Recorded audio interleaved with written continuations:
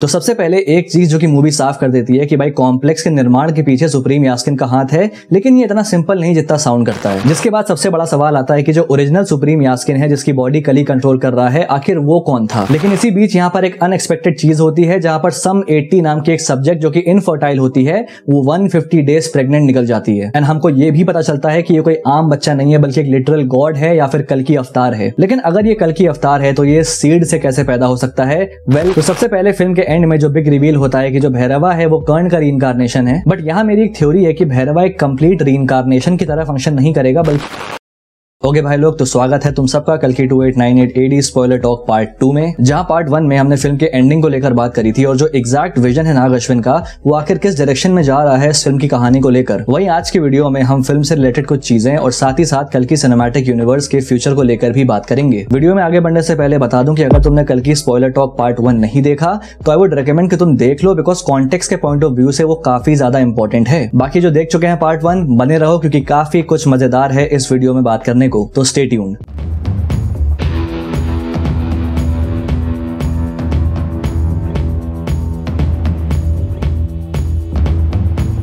तो फ्यूचर के ऊपर बात करने से पहले फिल्म के कुछ की एलिमेंट्स के ऊपर बात करते हैं, जिसके अराउंड इस फिल्म की पूरी कहानी रिवॉल्व कर रही है। जिसमें सबसे पहले आता है कॉम्प्लेक्स, प्रोजेक्ट के और सुप्रीम यास्किन। तो कॉम्प्लेक्स क्या है और कैसे फंक्शन करता है, ये तो हमको फिल्म देख के क्लियर हो जाता है। बट सवाल आता है कि आखिर इस स्ट्रक्चर का जो एग्जिस्टेंस है वो कहां से आया, ये कब बना, कैसे बना, एक्सेट्रा। जो कि मेरे हिसाब से इसके सीक्वल में हमें इसके ओरिजिन के बारे में देखने को जरूर से मिलना चाहिए, भले एक छोटा सा मोन्टाज हो। बट देन वो तो हमको सीक्वल आने पर पता चलेगा। बट फिलहाल के लिए हम कुछ थ्योरीज पर तो बात कर ही सकते हैं। तो सबसे पहले एक चीज जो कि मूवी साफ कर देती है कि भाई कॉम्प्लेक्स के निर्माण के पीछे सुप्रीम यास्किन का हाथ है, लेकिन ये इतना सिंपल नहीं जितना साउंड करता है। अब ऑब्वियसली जो मैं इसके पीछे का पॉसिबल एक्सप्लेनेशन दे रहा हूं वो सिर्फ मेरी थ्योरी है। सबसे पहले तो सुप्रीम यास्किन इतना बड़ा एम्पायर 1 या 2 साल या फिर इवन 10 साल में नहीं बना सकता। इनफैक्ट फिल्म में मेंशन्ड है कि वो 200 साल का है, जो कि सेंस बनाता है कि 200 साल में कॉम्प्लेक्स जैसे सिस्टम का निर्माण वो कर सकता है। लेकिन एक ऑर्डिनरी ह्यूमन लाइफ स्पैन इतनी लंबी हो नहीं सकती। सुप्रीम यास्किन के इतने लंबे लाइफ स्पैन के पीछे है कली असुर, जो कि उसकी बॉडी में है और उसकी बॉडी को एज अ वेसल यूज कर रहा है। और फिल्म हमको काफी हिंट्स देती है कि भाई वो कली असुर ही है। जैसे जब ये साइंटिस्ट सुप्रीम यास्किन को स्टैब करता है, अब वहां पर जो एग्जैक्ट वर्ड है वो क्या कहता है मुझे याद नहीं, बट यास्किन का जवाब होता है कि उसने पहले भी बहुत बार मौत को मात दी है। वो ये भी मेंशन करता है कि इतिहास में बहुत प्राण लिए हैं अच्छाई ने। जहां पर वो वेरियस हिस्टोरिकल वॉर्स को मेंशन कर रहा हो, जैसे कि महाभारत, जहां पर लड़ाई अच्छाई और धर्म की थी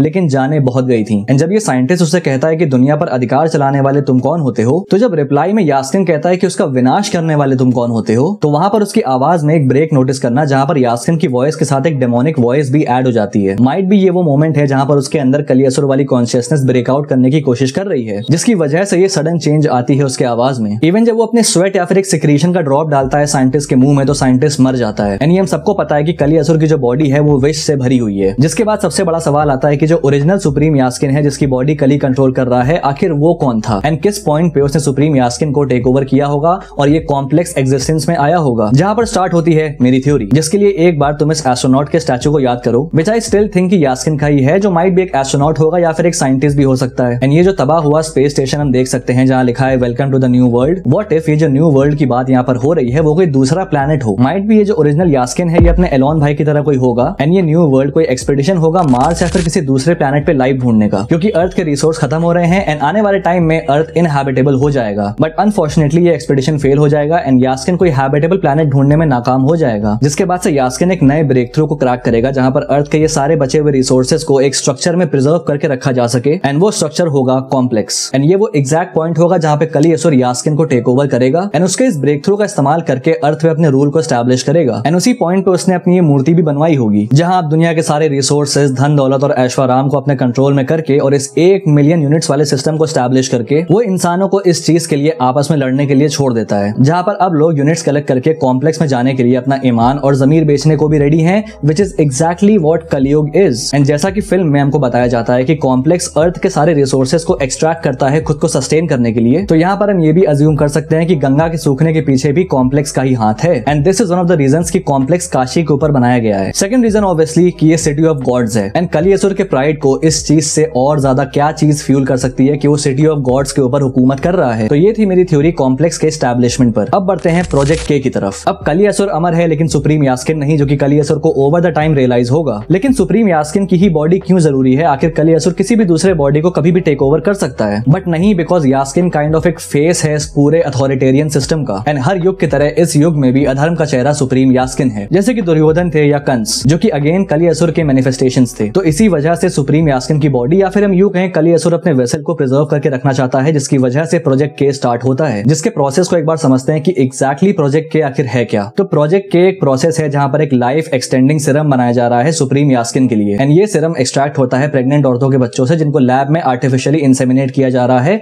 उनके अंदर एक सीड को इम्प्लांट करके, जिसके पीछे कंडीशन है कि वो औरतें एटलीस्ट 120 दिन प्रेग्नेंट होनी चाहिए उस सीड को इम्प्लांट करने के बाद। अब ये सीड एग्जैक्टली क्या है ये तो फिल्म में एक्सप्लेन नहीं किया गया है, लेकिन व्हाट आई थिंक ये कोई जेनेटिकली इंजीनियर्ड कंपाउंड होगा जिससे कि स्पेसिफिकली ऐसा बच्चा पैदा किया जा सके जो कि सिरम को डेवलप कर सके, एंड जिस सिरम से इस यास्किन की बॉडी की लाइफ को एक्सटेंड किया जा सके। Which also makes me think कि व्हाट इफ प्रोजेक्ट कली ना होके प्रोजेक्ट कलयुग हुआ तो। लेकिन अब इस प्रोजेक्ट की दिक्कत ये है कि ये जो औरतें हैं ये 120 दिन तक इस सीड को झेल नहीं पाती, बिकॉज ऑब्वियसली ये बियॉन्ड ह्यूमन नेचर है। लेकिन इसी बीच यहाँ पर एक अनएक्सपेक्टेड चीज होती है, जहां पर सम 80 नाम की एक सब्जेक्ट जो कि इनफर्टाइल होती है, वो 150 डेज प्रेग्नेंट निकल जाती है, जो कि सेट क्राइटेरिया से 1 महीना ऊपर होता है। एंड हमको ये भी पता चलता है कि ये कोई आम बच्चा नहीं है, बल्कि एक लिटरल गॉड है या फिर कल की अवतार है। लेकिन अगर ये कल की अवतार है तो ये सीड से कैसे पैदा हो सकता है? वेल, वो इस सीड से पैदा हुआ ही नहीं है। अब मूवी रिलीज होने से पहले मैंने अपनी इस वीडियो में इस चीज को लेकर एक थ्योरी दी थी, और फिल्म में एग्जैक्टली वही हुआ। अब इस बात पर 1 लाइक तो बनता है। तो फिल्म में हम सम 80 को साफ ये कहते हुए सुन सकते हैं कि हर बार की तरह पिछली सीडिंग के रिजल्ट्स भी नेगेटिव आए थे, मतलब कि शी वाज इनफर्टाइल। तो मतलब सीड को उसके पेट में इम्प्लांट किया ही नहीं गया। तो ये जो बच्चा उसके पेट में है ये एक डिवाइन ब्लेसिंग है खुद विष्णु जी की तरफ से, एंड इसीलिए ये इतना पावरफुल है। And what I think supreme यास्किन को भी इस चीज का अंदाजा नहीं था, एंड ना ही वो अपने प्रोजेक्ट के का ये आउटकम एक्सपेक्ट कर रहा था, क्योंकि अगेन प्रोजेक्ट के सिर्फ और सिर्फ एक लाइफ एक्सटेंडिंग सिरम बनाने के लिए था। लेकिन जब फिल्म के एंड में वो एक ड्रॉप अपने अंदर लेता है और उसके इफेक्ट्स देखता है अपने ऊपर, जो पावर उसको मिलती है इतनी ज्यादा कि वो गांडीव धनुष को भी वील्ड कर सकता है, इवन जो उसके पीछे हाथ आ जाते हैं, which represents the appearance of Kaliasur, जहां उसको एक demon with multiple arms refer किया गया है। जहां पर अब यास्किन को समझ आता है कि this is even more powerful than what he was planning for, and यही रीजन है कि वो कहता है कि वो खुद जाएगा सुमति के पीछे। जहां पर वो एक डायलॉग भी कहता है कि जगन्नाथ के रथ का चक्र ऐसे घूम के आएगा,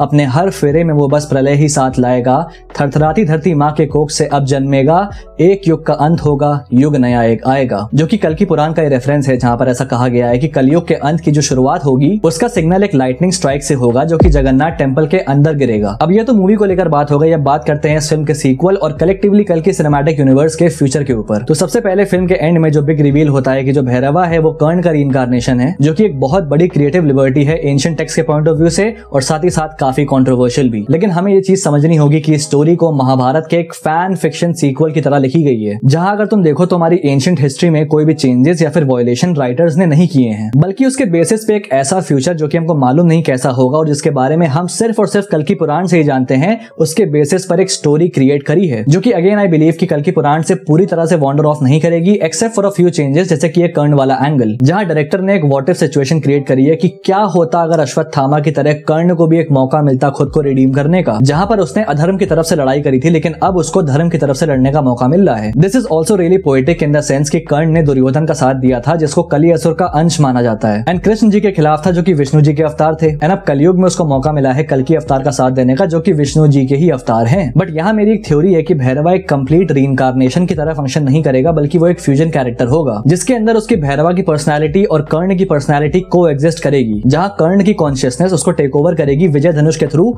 for a limited amount of time, जिसकी वजह से कर्ण की जो स्किल्स और पावर्स हैं वो भैरवा के अंदर टेम्पररली एक्टिव रहेंगी, एंड कुछ समय के लिए वो उनको यूज कर पाएगा, एंड साथ ही साथ विजय धनुष की पावर्स को भी, जो कि एक वल्नरेबिलिटी क्रिएट करती है भैरवा के कैरेक्टर के अंदर, जो कि मेरे हिसाब से काफी इंटरेस्टिंग है, बिकॉज अगर वो परमानेंटली विजय धनुष की पावर्स को यूज कर सकेगा तो he will be way too overpowered, and कहीं ना कहीं ये परशुराम जी के दिए हुए श्राप से भी रिलेट करेगा, जो कि उन्होंने कर्ण को दिया था, जिसके अकॉर्डिंग कर्ण अपने वेपन्स की नॉलेज को भूल जाएगा जब उसको सबसे ज्यादा जरूरत होगी, एंड इसीलिए भैरवा टाइम टू टाइम कर्ण की पर्सनैलिटी से हमको स्नैप आउट होता हुआ दिखेगा, जैसे कि फिल्म के एंड में दिखा था। एंड अश्वत्थामा इवेंचुअली भैरवा को उसके ट्रू पर्पस के बारे में एहसास दिलाएगा, जिसके बाद से हमको भैरवा के कैरेक्टर का भी काइंड ऑफ एक रिडेम्पशन आर्क देखने को मिलेगा, एंड इसी के साथ एक मेटाफोरिकल वे में भैरवा को वो Kaal Bhairav the protector of Kashi वाला आर्क भी दे सकते हैं, जिससे कि फिल्म की एंडिंग को याद करते हैं, जहां पर भैरवा सुमति को लेकर भाग गया, जहां पर अब सवाल आता है कि नेक्स्ट पार्ट में क्या होगा, क्या भैरवा सुमति को यास्किन के हवाले कर देगा? तो इस चीज पर बात करने से पहले एक फोटो पर नजर डालते हैं जो कि मुझे रिसेंटली मिली, और वो है भैरवा भैरवा की ये पिक जिसमें उसके हैंडकफ्स लगे हैं एंड ये सीन फिल्म में कहीं नहीं था। तो अब यहाँ पर मेरी दो थ्योरीज आती हैं। सबसे पहली थ्योरी की भैरवा सुमति को लेकर कॉम्प्लेक्स चला जाएगा, बट वहां पर उसको मेंबरशिप देने की बजाय अरेस्ट कर लिया जाएगा, बिकॉज ये मत भूलना कि उसने कमांडर मानस को जान से मार दिया है। एंड दूसरी थ्योरी ये है कि भैरवा रास्ते में ही क्रैश कर जाएगा, क्योंकि एंड में जब अश्वत्थामा बुज्जी को होल्ड कर लेता है और भैरवा उसके पीछे वाले व्हील को इजेक्ट करने के लिए बटन दबाने जा रहा होता है, तो बुज्जी कहती है कि ऐसा मत करना, बट भैरवा कर देता है। माइट भी बुज्जी के स्पार्ट से अलग होने की वजह से कहीं आगे चल के भैरवा क्रैश कर जाएगा, जहां पर अश्वत्थामा और रेबल्स उनको ट्रैक कर लेंगे एंड देन वो भैरवा को बंदी बना के रख लेंगे। एंड ये फोटो उसी मोमेंट की हो सकती है। एंड इसी दौरान भैरवा और अश्वत्थामा के बीच में कन्वर्सेशन भी होगी, जहां पर अश्वत्थामा भैरवा को बदलने की कोशिश करेगा, बिकॉज ऑब्वियसली उसको भैरवा के अंदर अपना दोस्त दिख गया, तो वो इतनी आसानी से पीछे तो नहीं हटने वाला। एंड साथ ही साथ वो भैरवा को विजया धनुष भी इस्तेमाल करना सिखाएगा, जो कि यास्किन के अगेंस्ट लड़ाई में काफी वाइटल साबित होगा, सिंस उसके पास गांडीव धनुष है। इसके अलावा एक और इंपॉर्टेंट चीज जो कि एक कल्कि अवतार जो कि अभी तक पैदा ही नहीं हुआ है,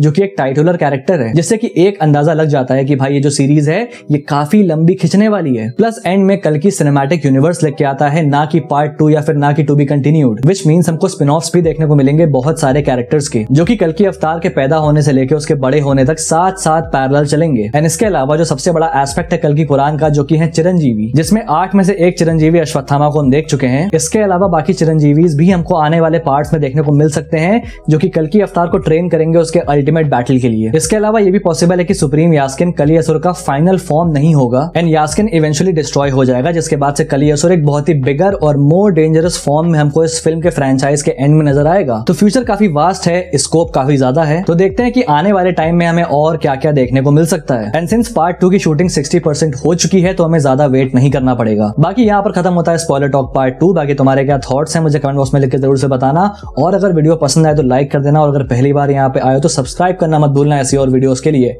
till then, this is your pop culture net signing off. Will see you guys in the next video and thanks for watching.